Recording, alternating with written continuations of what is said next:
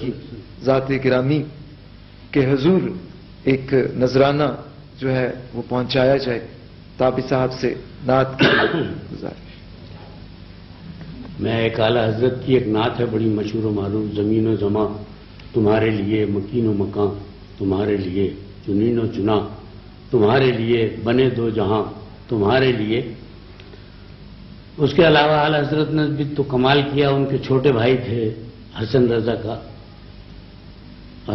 خان صاحب، انہوں نے بھی کمال نعتیں لکھی ہیں. حافظ نصر الدین ہیں، محسن کاکور بھی صاحب رحمۃ اللہ علیہ ہیں. تو اب میں نعت کے یہی کر سکتا ہوں کہ 2-3 شعر ایک نعت کے، 2-3 شعر دوسری نعت کے. وہ آپ نے نعت سنی ہوگی، بہت مشہور بھی ہوئی. یہ سب تمہارا کرم ہے آقا کے بعد اب تک بنی ہوئی ہے. اور میں سمجھتا ہوں یہ نعت میرے سرکار کی دربار میں مقبول ہے. یہ نعت اس لیے کہ یہ نعت میں نے ریاض الجنہ میں کھڑے ہو کے پڑھی ہے. سرکار کے سرانے مبارک جہاں کسی کو زور سے بولنے کی اجازت بھی نہیں ہوتی، لیکن میری خوش بختی ہے کہ میں نے وہاں سرکار کے سرانے کھڑے ہو کر یہ نعت پڑھی ہے. تو اس کے 2-3 شعر عرض کرتا ہوں. زمین و زمان تمہارے لیے،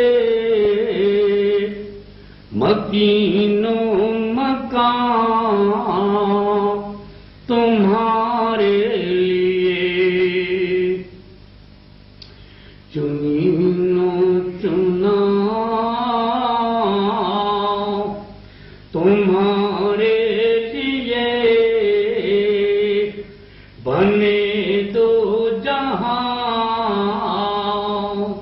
تمہارے لیے، چنین و چنا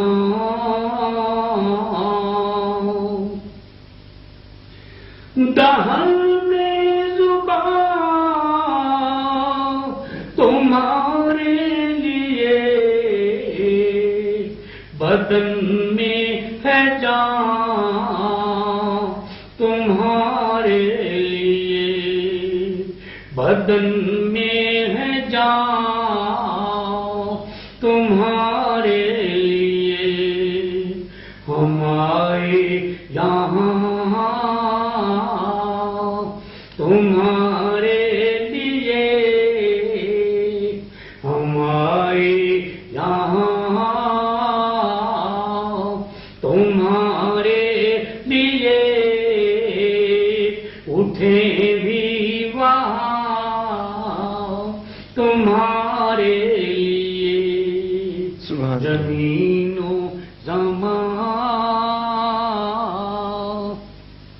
اعلیٰ حضرت کا مقطع ہے، اس میں ایک حدیث پاک کا حوالہ ہے کہ سرکار دو عالم صلی اللہ علیہ وسلم سے کسی صحابی نے پوچھا کہ حضور قیامت کے دن کیا صورتحال ہوگی؟ تو آقا نامدار نے فرمایا کہ قیامت کے دن میرے ہاتھ میں لواء الحمد ہوگا، حمد کا جھنڈا، اور میرے امتی میرے اس جھنڈے کے نیچے ہوں گے. تو اعلیٰ حضرت نے مقطع میں اسی خواہش کا اظہار کیا ہے. فرماتے ہیں کہ صبا چلے کہ باغ پھلے، وہ پھول کھلے کہ دن ہوں بھلے. صبا چلے کہ باغ پھلے، وہ پھول کھلے، وہ پھول کھلے کہ دن ہوں بھلے. لوا کے تلے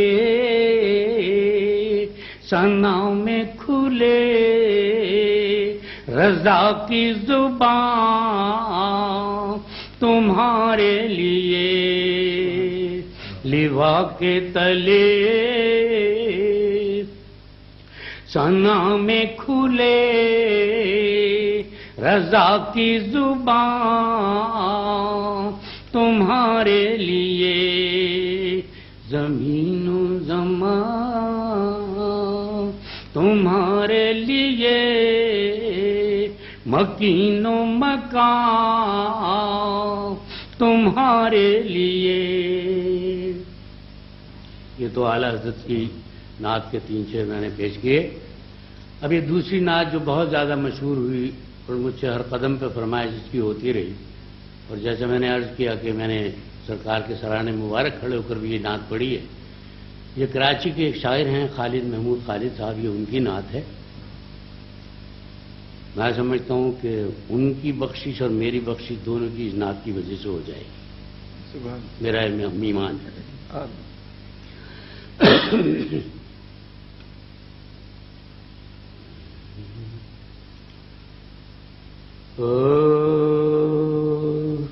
یہ سب تمہارا کرم ہے آقا، کہ بات اب تک بنی ہوئی ہے. کوئی سلیقہ ہے آرزو کا، کوئی سلیقہ ہے آرزو کا. نہ بندگی میری بندگی ہے، یہ سب تمہارا کرم ہے آقا. عطا کیا مجھ کو درد الفت، یہ کب تھی اس پر خطا کی قسمت، یہ کب تھی اس پر خطا کی قسمت. میں اس کرم کے کہاں تھا قابل، میں اس کرم کے کہاں تھا قابل. حضور کی بندہ پروری ہے، یہ سب تمہارا کرم ہے آقا. بشیر کہیے نذیر کہیے، انہیں سراج منیر کہیے، انہیں سراج منیر کہیے. جو سر بسر ہے کلام ربی، جو سر بسر ہے کلام ربی، وہ میرے آقا کی زندگی ہے. یہ سب تمہارا کرم ہے آقا. ایک شعر اور عرض کرتا ہوں.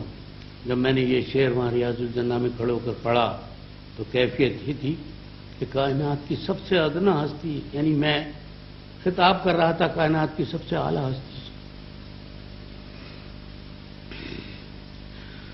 تجلیوں کے کفیل ہو تم، مراد قلب خلیل ہو تم، مراد قلب خلیل ہو تم.